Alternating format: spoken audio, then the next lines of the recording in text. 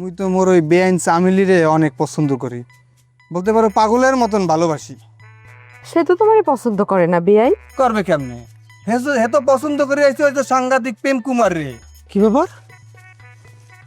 তোমরা আবার এমন খপ্পরে ধরলে কিসের জন্য? লেমন বাবাজি, ধরিছে কি জন্যে? তোমার আমরা আমাকে বাড়িতে নিয়ে যাবো। এই অবস্থায় জিরাম আছে, ইরাম করে তুমি লাইভ শুরু করে দাও। তাতে তোমার মান সম্মান নষ্ট হলে কলাম, আমার মারে কিছু করতে পারবে না। ওরে তুলি, আমার কি মান সম্মান আছে যে মান সম্মান চলে যাবি? আব্বা আমার এভাবে তুলে এনে মারাটা কিন্তু আমি জামাই হিসেবে অপমানিত হচ্ছি। নিকুচি করি তোর মান অপমানে। তোর হাড্ডি গুড্ডি ভাঙে এখানে ফালায় রাখবো, তারপর দেখবো তোর কোন বাপ আইসে তোর এখানে ফালায়। এটা সত্যি কথা আমি আজ তোরে কতি চাই, কিন্তু শর্ত হচ্ছে এই কথা কান তুই কাউরে কতি পারবি না। তোমার এই কথাটা শুনি আমার মুখে আমি জাপানি তালা মারিছি। এই বিষয় নিয়ে আমার মুখ দিয়ে কোনো কথাই বেরোবে না। ভাবিয়ে চিনতে কথাটা করছিস তো তুই? তুমি আমার বিশ্বাস করো না সিটিংটা বলতে? ওরে বিশ্বাস তো করি, বিশ্বাস করি বলেই তো কথাটা তোরে করছি। জেনিফারের সঙ্গে আমার আর কোনো সম্পর্ক নেই রে তুই। করছো সিডনিটা বলতে, এ তো একটা চরম মর্মান্তিক সংবাদ। তাহলে তুমি আর আমি মিলে ভবিষ্যতে জার্মানি যাবো কিরকম করি? আমার মনে হচ্ছে আমাদের এই দেশটা চায় না আমরা এই দেশটা ছেড়ে চলে যাই। আসলে শুরুতে এরম চিন্তা করে আমি ভুল করেছি রে। যে জেনিফার আন্টি তোমারে কত ভালোবাসতো, তার সাথে তোমার সম্পর্ক নষ্ট হয়ে গেল কিরকম করি? আমি তোর জেনিফার আন্টির ভালোবাসলিও সে কোনোদিনই আমার ভালোবাসেনি রে।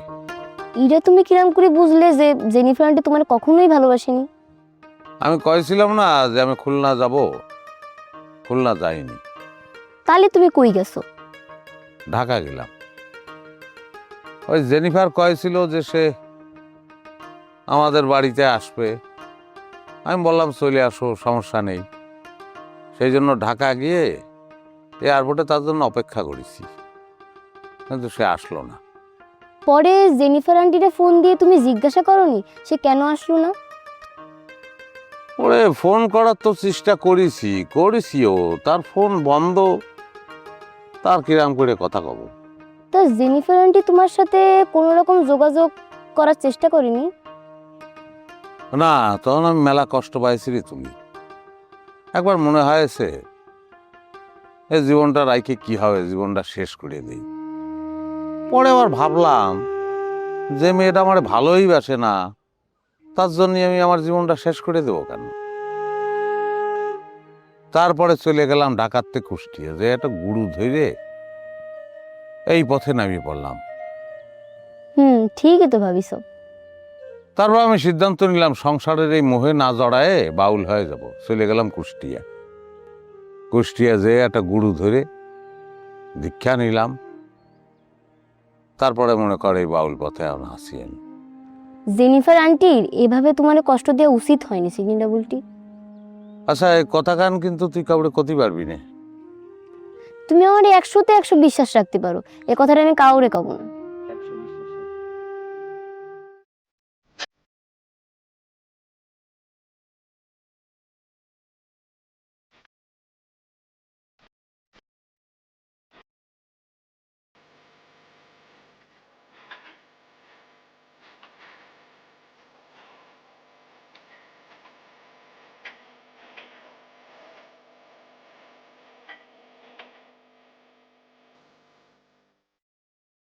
আমার একটা সত্যি কথা কন দি।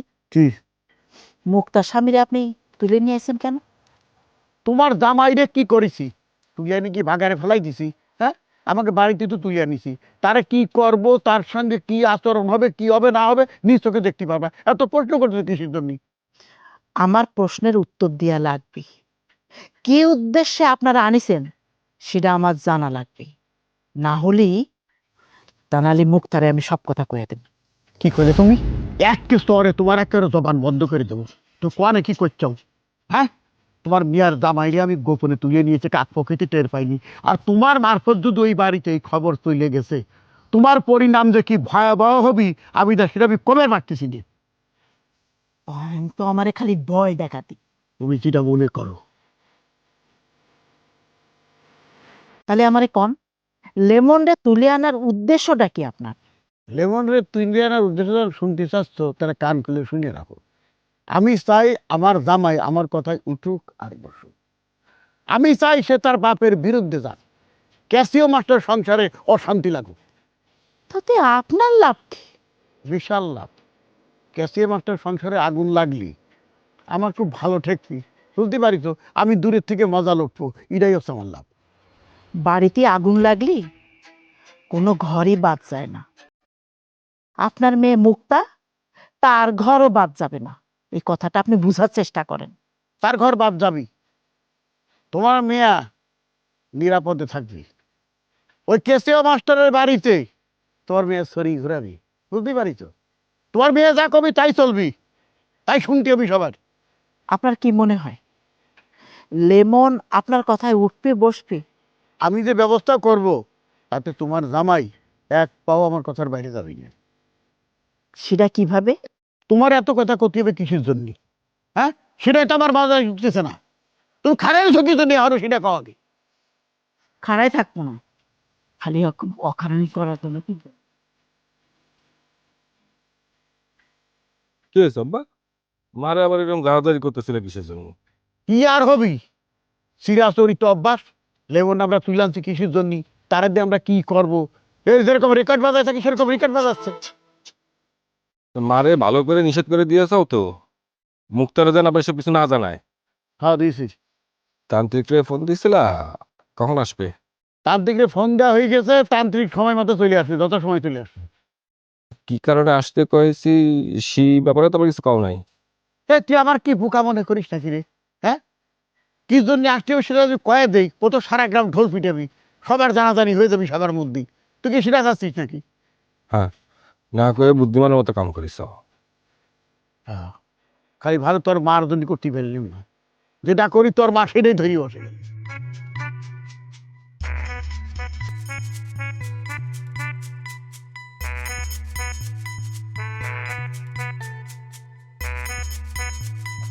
খিদে আর ভাল লাগতেছে না।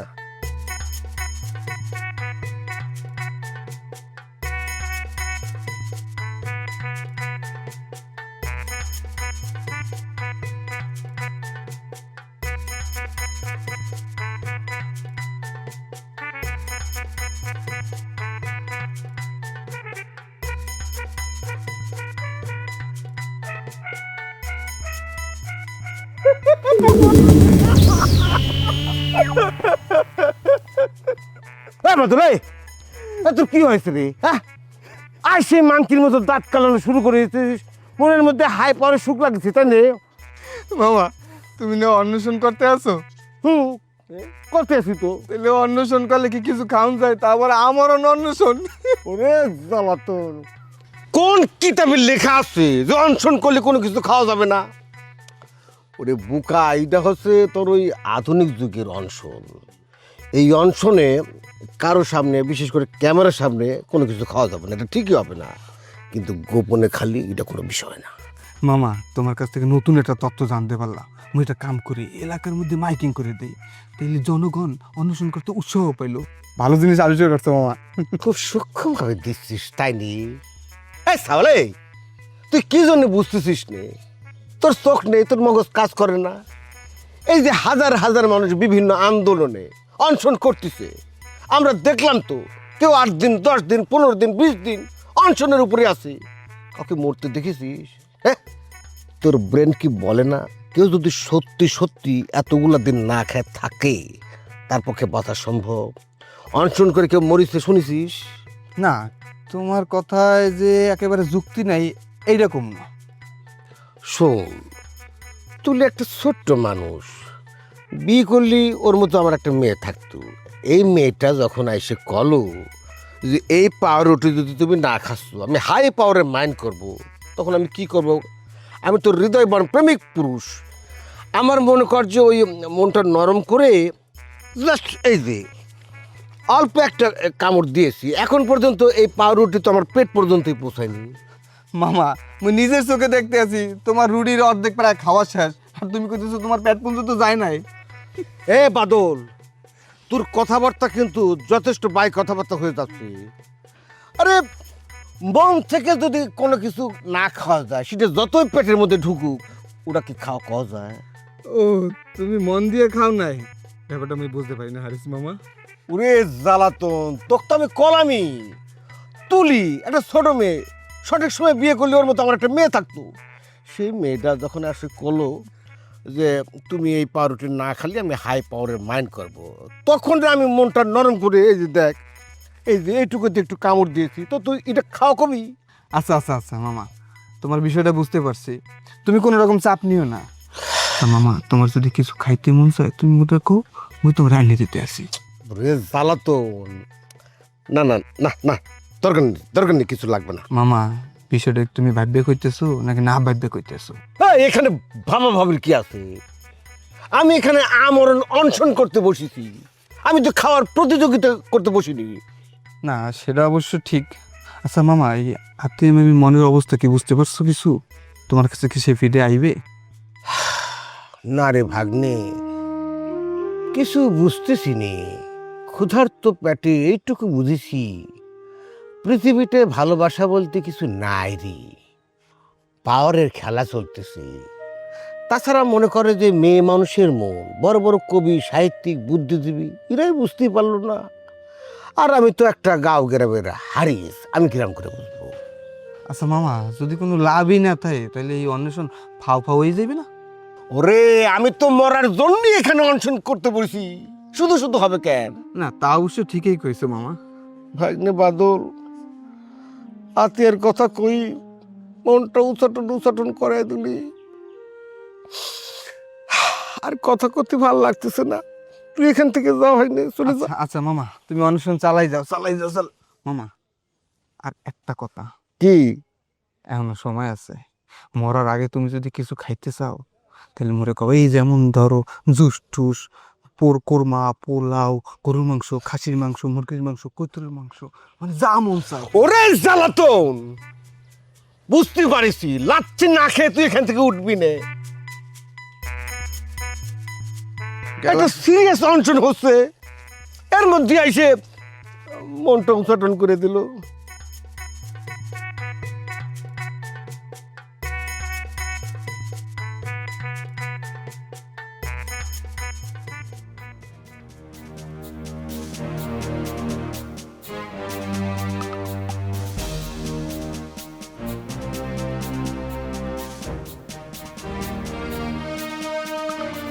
আব্বা,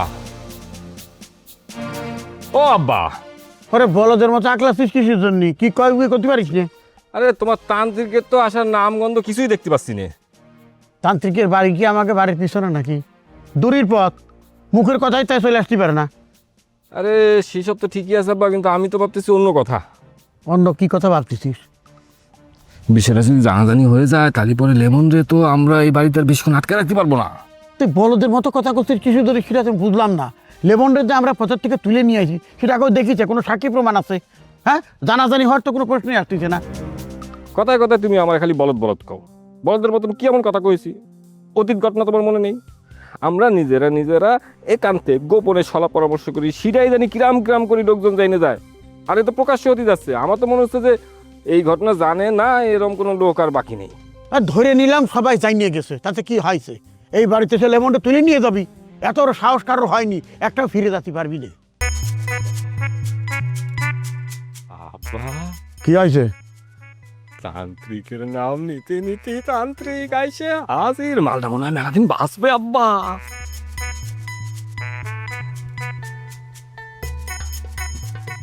মা তারা আমার টাকা কি ঠিক হবে? তোর মারে ডাকতেছে কি ডাক হয়েছে? তান্ত্রিক তান্ত্রিক। বাবা, আসতে কোনো অসুবিধা হয়নি তো? অসুবিধা তো কিন্তু হয়েছেই, কিন্তু কি করার আছে, ডাক পড়লি পরে তো আশা লাগবেই। আপনি যে তান্ত্রিক বাবা সময় মতো আইসেছেন সেজন্য আপনারে অসংখ্য ধন্যবাদ তান্ত্রিক বাবা। এখন আপনি ওই যে যারে বস করবেন তার নাম হচ্ছে গিয়ে লেমন। ওই লেমনের মগজখান আপনি এমন কইরে দোলাই করবেন যাতে কইরে আমার আব্বা সারা জীবন লেমনের গোলাম হয়ে থাকতে পারে। কি করছিস তুই? না থুকু ওই লেমন জানি আমার আব্বার গোলাম হয়ে থাকতে পারে সারা জীবন। এই তুই সারাদিন বলদি থেকে গেলি, লেমন খালি আমার কথা উঠবোস করবে কিছুর জন্য, আমার বস হবে কিছুর জন্য। আমি করছি লেমন এই বাড়ির সবার বস হবি। সেটা কি আমি সরাসরি করতে পারি আব্বা? আমি যেদিক তাকাই সবাই আমার গোলাম হয়ে যায়। আমি যার দিকে তাকাই সে আমার বসে চলে আসে। আমি তাকে যা যা বলি সে তাই তাই করে। জয় মা তারা। বাবা আপনার কথা শুনে কলাম আমার বেলাইন শান্তি লাগতেছে, বুঝতে পারছেন?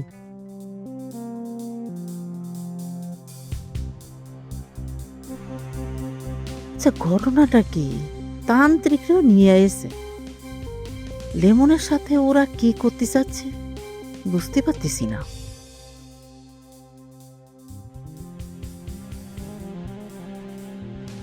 আব্বা, হ্যাঁ? তান্ত্রিক বাবারে নিয়ে তাড়াতাড়ি ঘরের ভিতরে চলে যায়, লোকজন জানাজানি হয়ে গেলে পরে আবার সমস্যা হবে না। এটা একটা জ্ঞানী কথা কইছিস, বুঝছিস? খুবই দামি কথা কইছিস, কাজের কাজ কইছিস। আচ্ছা বাবাজি, তাহলে চলেন, কারে বস করতে হবে সেটা আপনাকে আমি দেখাই দিচ্ছি, চলেন। তো সেটা না হয় দেখবানি, কিন্তু টাকা পয়সার কন্ট্রাক্ট নিয়ে যে কথা হয়েছে সেটা ঠিক থাকবে তো? বাবা, টাকার কথা আপনি মোটে চিন্তা করবেন না, ওটা মাথার থেকে ঝাড়িয়ে ফেলেন, বুঝলেন? আমার কাজ হওয়া দরকার, টাকা করে ফ্যাক্টর না। কাজ হওয়ার সাথে সাথে আপনি টাকা পেয়ে যাবেন। বাবা মানে আব্বা এক কথার মানুষ। আমিও এক কথার মানুষ। আমার জীবনে ফেল বলে কিছু নেই, বুঝতে পেরেছিস? শুকনো নদী যদি আমি ইশারা করি জলে টইটুম্বুর হয়ে যায়, শান্ত প্রকৃতি অশান্ত হয়ে ওঠে। ব্যথা পেয়েছিস? না না না, ঠিক আছে। বুঝতে পেরেছিস? জয় মা তারা। বাবা, তাহলে চলেন, আপনার কাজ বুঝাই দিচ্ছি। ঠিক আছে, আসেন, এই আসেন। সবসময় চোখ বন্ধ করে রাখেন? মা তারা সব সময় বন্ধ থাকে রে, সব সময় বন্ধ থাকে। তারপর আপনার ধরতে হবে না, না? না, কথা কম বল রে, কথা কম বল।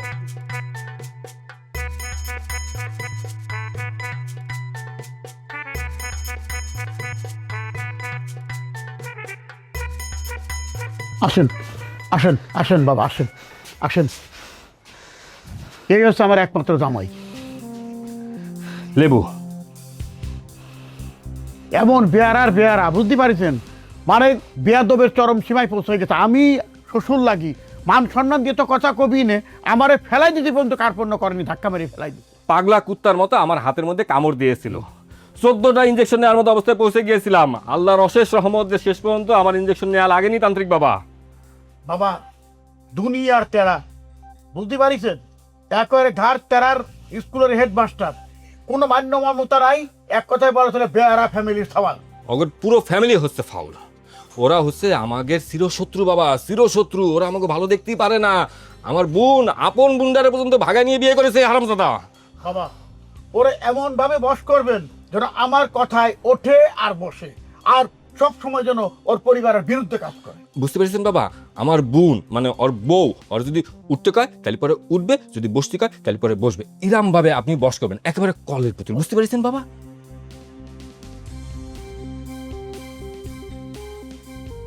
বাবা, মর্দা কথা, ওরে ভেড়া বানাবেন, এমন ভেড়া বানাবেন ও যেন পৃথিবীর 1 নম্বর ভেড়া জামাই হয়। হ্যাঁ, ধরে নে, কাজ হয়ে গেছে। মা তারা, এই সওয়াল এখন থেকে তোর লেজ ধরে বসে থাকবি। এটা কিরম কথা করছেন? আমার লেজটা কোয়ান্তে আসলো তো আমার লেজ ধরে বসে থাকবি? ওরে আব্বা, এটা হচ্ছে কথার কথা। তোমার কি লেজ আছে নাকি যে লেজ ধরে বসে থাকবে? কথার কথা। ও তাই তো। মা তারা, ওর বাঁধন খুলে দে। না না তান্ত্রিক বাবা, ওই বাঁধন খুলে দিলে তো পলায় যেতে পারে। তুই চিন্তা করিস নে, ও কোথাও যেতে পারবে না, ও কোথাও যেতে পারবে না। আমার হুকুম ছাড়া সে এক পাও নড়তে পারবে না। আব্বা, ও বাবা, আমি যাবো না, আমার বাঁধনটা খুলে দেন, শরীর ব্যথা করতেছে। দেখছিস, আমার কথা শুনে ভয় পেয়ে গেছে, বুকে কাঁপন ধরে গেছে। মা মা তারা, ভয় নেই, কোনো ভয় নেই। এই ঘরে আমার বসার জন্য একটা আসন তৈরি করে দে, তারপর দেখবি আমার কেরামতি। ওর জন্যে হারিজ আজকে আমার বাড়ির পাশে বসে অনশন করতেছে। এই এতে আমার মান সম্মান বাড়তেছে নাকি কমতেছে? আব্বা, মাঝে মধ্যে হলেও সবার নাম একটু চর্চার মধ্যে আসার দরকার আছে। সবার ভাগ্যে কিন্তু সেটা জোটে না। এই তুই চুপ থাক। আমার ড্যানিশ আক্রমণ করেনি। তাহলে ঘটনা কি? আমার আঘাত করেছে হচ্ছে হারিস মামা। তোমার কি টাকা দিতে আমার কোনো দোষ আছে কও? তুমি আমার কাছে টাকা পাবা সেটা তো নিবাই। তা তোমার ভাই যদি টাকা না পাঠায় আমি দিবা কিবা করে কও? আচ্ছা, এই হারিস মামার অনশন নিয়ে তুমি কি ভাবতেছো কও তো? না, ওই হারিস মামা যে অনশন করতেছে এটা নিয়ে আর আমার ভাবার কি আছে? তুই বল, যার জন্য অনশন করতেছে সে হারিস মামার কাছে ফিরে আসবে কি আসবে না এটা যেমন তার বিষয়। যার ভেতরে ডুবে থাকি সে হইয়া যায় উড়াল পাখি, ব্যাকুল হইয়া চাইয়া থাকি কি ভুলের মাসুল। ওরে যার ভেতরে ডুবে থাকি সে হইয়া যায় উড়াল পাখি, ব্যাকুল হইয়া চাইয়া থাকি কি ভুলের মাসুল। কোন কারণে হইলাম সবাই রঙ্গিলা পুতুল, কোন কারণে হইলাম সবাই রঙ্গিলা পুতুল। কাদা মাটির পুতুল সাদা মাটা জীবন।